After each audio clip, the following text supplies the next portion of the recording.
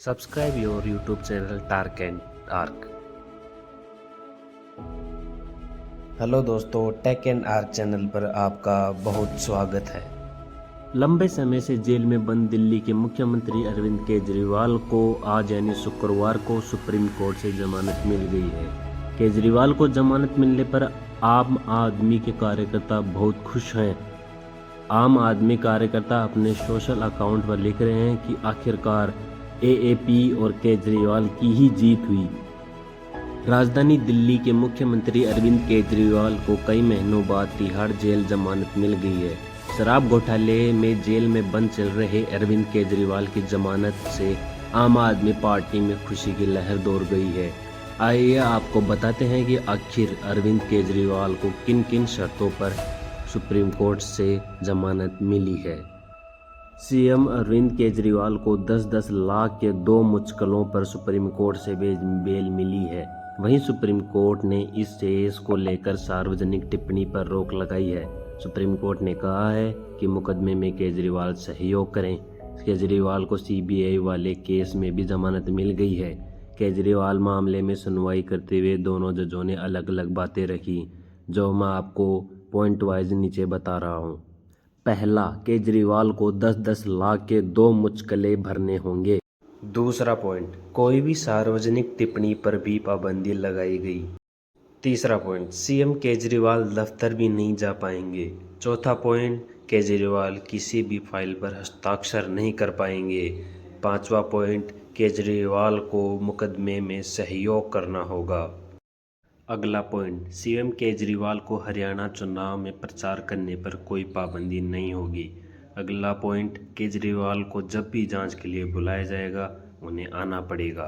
न्यायमूर्ति कांत ने गिरफ्तारी को बरकरार रखा, किंतु न्यायमूर्ति बुयान ने केजरीवाल की गिरफ्तारी करने पर आवश्यकता और अनिवार्यता के बारे में अलग अलग राय रखी। न्यायमूर्ति बुयान ने कहा कि सीबीआई द्वारा की गई गिरफ्तारी केवल मनी लॉन्ड्रिंग मामले में केजरीवाल को दी गई जमानत को विफल करने के लिए थी। न्यायमूर्ति बुयान ने कहा कि सीबीआई ने 22 महीने तक केजरीवाल को गिरफ्तार नहीं किया और ईडी मामले में इनकी रिहाई के ठीक पहले ही उन्हें गिरफ्तार कर लिया।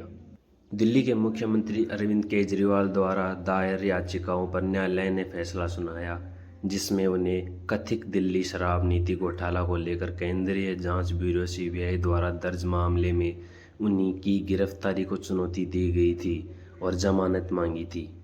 न्यायमूर्ति सूर्यकांत और न्यायमूर्ति उज्जवल भुइया की पीठ ने मामले में सुनवाई की थी और 5 सितंबर को फैसला सुरक्षित कर लिया था। दोनों न्यायाधीशों ने अलग अलग फैसले सुनाए। न्यायमूर्ति कांत ने कहा कि केजरीवाल की गिरफ्तारी कानूनी थी और इसमें कोई प्रतिक्रियात अनियमितता नहीं थी। न्यायमूर्ति कांत ने कहा कि यह तर्क में कोई दम नहीं है कि सीबीआई ने उन्हें गिरफ्तार करते हुए दंड प्रक्रिया सहित की धारा 41 के निर्देशों का पालन नहीं किया। साथ ही दोनों न्यायाधीश इस तथ्य पर विचार करते हुए केजरीवाल को जमानत देने के फैसले पर एकमत थे कि मामले के आरोप पत्र दाखिल किया जा चुका है और निकट भविष्य में मुकदमा होने की पूर्ण संभावना नहीं है।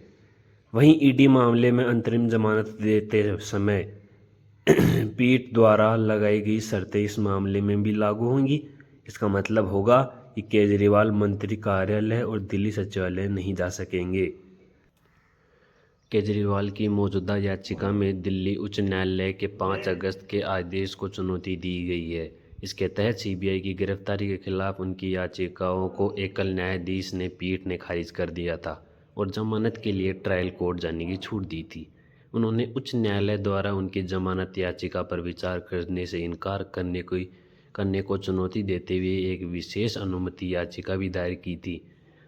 आप प्रमुख को 26 जून 2024 को सीबीआई ने औपचारिक रूप से गिरफ्तार किया था, जब यह कथित शराब नीति घोटाले से उत्पन्न धन शोधन मामले में प्रवर्तन निदेशालय की हिरासत में थे। वहीं कुछ सप्ताह बाद 12 जुलाई को सुप्रीम कोर्ट ने केजरीवाल को धन शोधन मामले में अंतरिम जमानत दे दी, जबकि ईडी की गिरफ्तारी को चुनौती देने वाली उनकी याचिकाओं को एक बड़ी पीठ को भेज दिया। हालांकि सीबीआई द्वारा उनकी गिरफ्तारी के कारण वह हिरासत में रहे, जो 21 मार्च से शुरू हुई थी।